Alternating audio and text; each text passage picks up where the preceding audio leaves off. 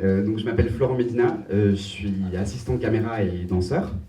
J'ai été diplômé de l'école Louis Lumière et très vite je me suis tourné vers l'écriture et la mise en scène. J'ai réalisé plusieurs courts-métrages qui, tous d'une manière ou d'une autre, questionnent et s'interrogent sur les notions d'identité, de genre, de sexualité. Ma dernière fiction, Eva, a notamment pas mal circulé en festival et été primée. En enterrant mon père, c'est un projet de mélodrame. C'est l'histoire d'Emma, une femme trans de 32 ans. Sur ses talons aiguilles, elle est vive, aérienne. Elle est d'une élégance un peu troublante et son androgynie est à peine perceptible. Depuis toute petite, elle a toujours été obligée de s'inventer, de s'imaginer, de devoir se définir en tant que femme.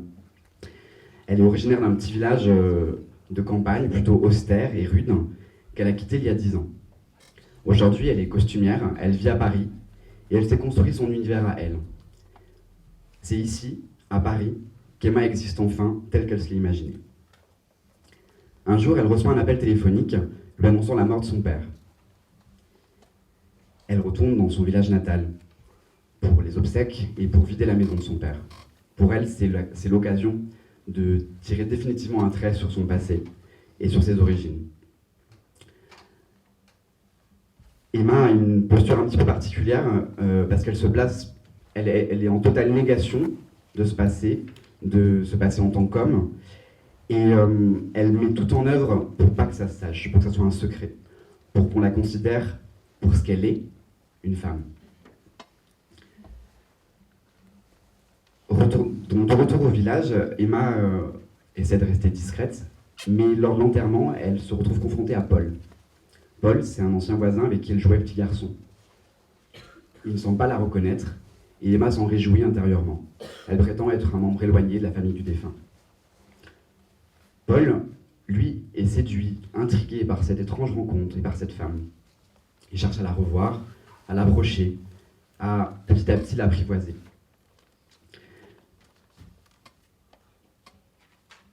Pardon. Paul, c'est certes un jeune homme plein de bienveillance, solaire, mais pour Emma, il incarne un peu ce dangereux fantôme ressurgi du passé. Ces retrouvailles sont du coup pour elle un moment de doute qui remettent en question ses convictions et qui interfèrent dans son projet de rompre tout lien avec sa vie d'avant. Emma, peu à peu, met de côté ses réticences et sa froideur et finit par se laisser séduire par Paul.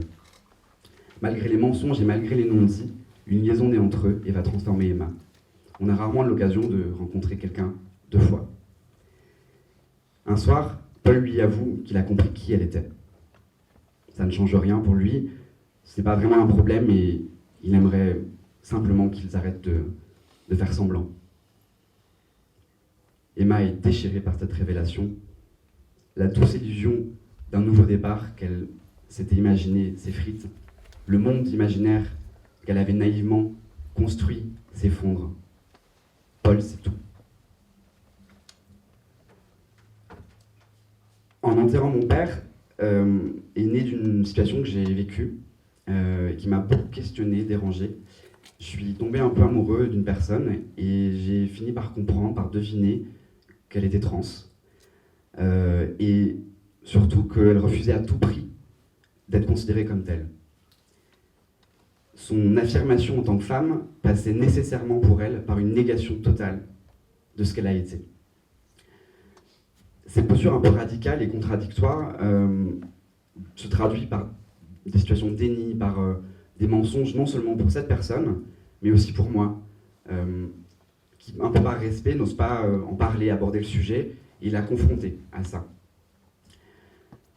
Et j'ai vu, du coup, dans cette petite histoire, dans ce que j'ai pu vivre, se jouer devant moi tout le tiraillement qui peut s'opérer entre ce qu'elle est et ce qu'elle veut être.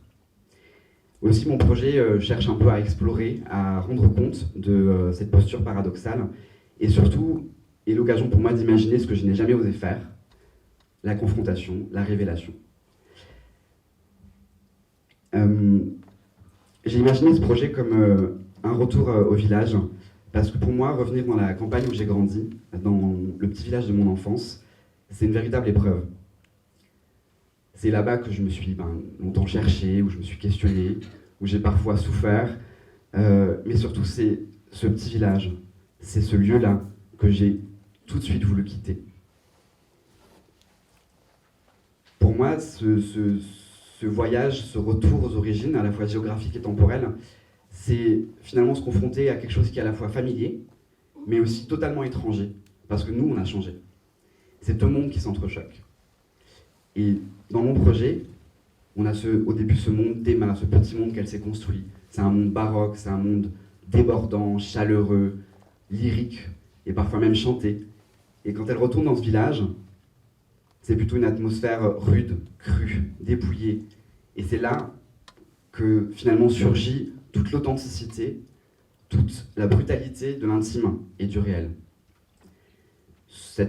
Pour moi, ces deux mondes-là, et puis cette pluralité esthétique qui va se dessiner dans le film, je la situerais au croisement du travail de deux cinéastes en particulier.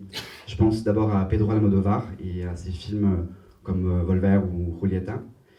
Pour moi, Almodóvar, par sa mise en scène, par les univers visuels forts qu'il déploie, ou les univers musicaux également, il réussit à dépeindre finalement des lieux, des émotions, des personnages, d'une manière un peu double. C'est-à-dire qu'il n'a pas peur d'aller dans le kitsch, dans l'outrance, dans la couleur, et finalement c'est par là qu'il arrive à témoigner de toute la nuance des éléments qu'il veut décrire et de leur fragilité. Et d'un autre côté, je pense à un autre cinéaste qui est très différent d'Almodóvar, c'est Sébastien Lifshitz. Dans son approche, on pourrait presque qualifier de documentaire, il a fait des documentaires, et ce qui me plaît chez lui, c'est sa façon de saisir avec beaucoup de justesse, de sensibilité, de subtilité, et surtout de respect, l'intimité des êtres qu'il filme, des corps qu'il filme. Et là, particulièrement, je pense au film Wild Side. Aujourd'hui, mon projet donc, est à l'état d'une première version dialoguée, que je souhaite encore un petit peu affiner, retravailler. Donc j'entame un processus de réécriture. Et pour moi, dans ce travail, je crois que c'est essentiel d'être accompagné par un producteur. Donc c'est pour ça que c'est la raison de ma présence aujourd'hui. Et j'espère que mon intervention fera naître une collaboration. Merci. Merci.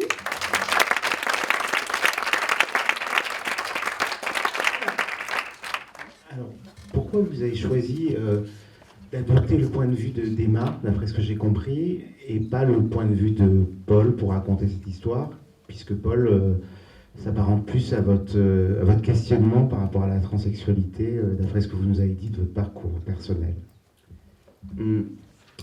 Alors c'est pour plusieurs raisons. La naissance de mon projet vient d'une histoire que j'ai pu vivre, et pour moi, ça a été problématique, mais pas la situation de la personne. C'est-à-dire que moi, j'avais pas de problème avec le fait qu'elle soit trans, etc. Et ce qui m'a beaucoup dérangé, en fait, c'est pourquoi c'était à ce point problématique pour elle. Et du coup, j'ai voulu vraiment essayer d'aller d'aller à cet endroit-là. C'est-à-dire d'être avec elle, d'essayer de la comprendre, d'essayer de voir qu'est-ce qui se passe chez elle, à quel point c'est compliqué pour elle d'arriver à concilier toutes ces choses qui la traversent, qui remontent du passé, qui sont là, qui reviennent vers elle. Et donc j'avais vraiment envie qu'on soit avec elle tout le temps et qu'on ressente ce qu'elle ressent, parce que je pense que c'est quelque chose qu'on peut difficilement vivre si on n'est pas trans. C'est une expérience très particulière, très singulière, et j'avais envie de placer le spectateur vraiment avec elle. D'accord, mais alors donc, comment ça va se dénouer tout ça à la fin du film Est-ce que ça va aboutir sur une rupture Est-ce que tu ne peux pas comprendre et je ne peux pas accepter que tu perces mon mystère Qu'est-ce que c'est quoi la... Alors, je ne vous ai pas raconté effectivement la fin, mais c'était voulu.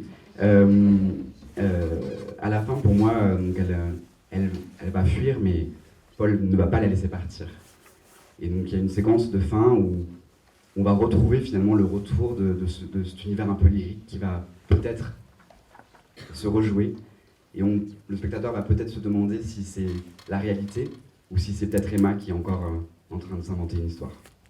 Je ne sais pas si j'ai répondu à la question de Richard, mais voilà. D'Almodóvar, le côté baroque de l'héroïne, en exposition surtout, jusqu'à Lifshitz, est-ce que formellement ça te parle ? Je sais pas, comment mettre en œuvre ça à l'image, sachant qu'en plus Simon est aussi opérateur. Je pense qu'il a quand même besoin d'être éclairé là-dessus. Si tu as une suggestion ou une idée, ou si ça t'inspire, après réfléchis. Nous y reviendrons, je le pose là. Moi, ça m'aurait intéressé. Oui, merci.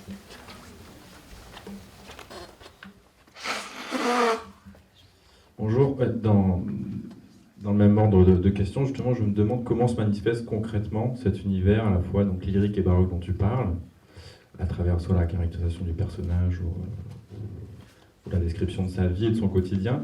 Et est-ce que malgré tout ça persiste le temps lorsqu'elle revient du coup dans son village? Est-ce que ces éléments sont encore là, même si j'ai bien compris qu'ils vont être écrasés par son passé? Et du coup, comment ça se rejoue? Parce que visiblement, à la fin, il y a cet univers qui se redéploie. Donc, voilà. Est-ce que tu peux nous en dire un peu plus? Bien sûr. Le film, en fait, se construit par une séquence d'ouverture qui se passe dans un cabaret, où on va découvrir Emma, son univers, etc. Et où il y a une performance qui est en train de se jouer qui raconte un peu sa vie. Pas de manière très explicite, hein, c'est assez détaché de toute volonté de ressembler vraiment à sa vie, mais voilà, ça nous introduit ce personnage, on est dans quelque chose voilà, de très coloré, voilà, on est au cabaret.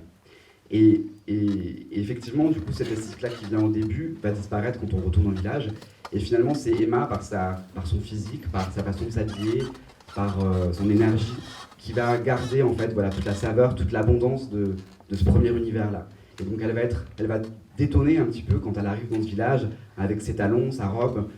On sent que voilà, elle vient de là, mais elle a complètement changé. Donc ça va être un petit peu le petit point de cet univers baroque qui va rester, qui va traverser ce désert du village.